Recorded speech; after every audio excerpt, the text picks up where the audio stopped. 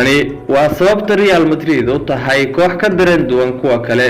gacan ku dhiigayaashan ayaa qosol iyo qarqari ku jiray markii ciyaartu ahayd dhamaadka haafkii hore ee kulanka, iyagoo waliba ogsoon inuu ku maqan yahay gool lagaga horeeyay ciyaartii Etihad Stadium. kaamirooyinka garoonka Santiago Bernabeu ayaa qabtay sawirkan idin muuqda qaybtii hore ee ciyaartii ka dhacday Madrid, waana burburiyaha Salacao, Carlos Casemiro iyo ugaarsadaha shabaqa ee cadadka Karim Benzema, kuwaas oo qosol ku qatimaya qaybta hore inkastoo deyn lagu leeyahay ka haritaanka tartankana ay ka xigto 45 daqiiqo. kalsoonida noocan ah iyo sida ay wax isu bedeleen dhamaadkii kulanka ilaa iyo hadda waxaan sharaxaad loo haynin.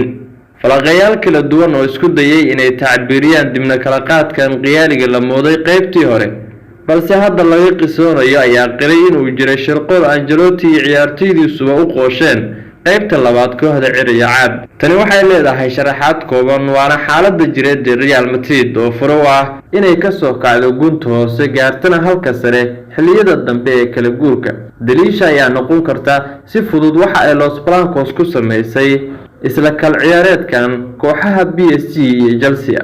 barashada Real Madrid marka la joogo tartanka Champions League ayaa hadba maalin meel soo joogtay, maanta waxa ay joogtaa weligaa ha aaminin geerida Real Madrid.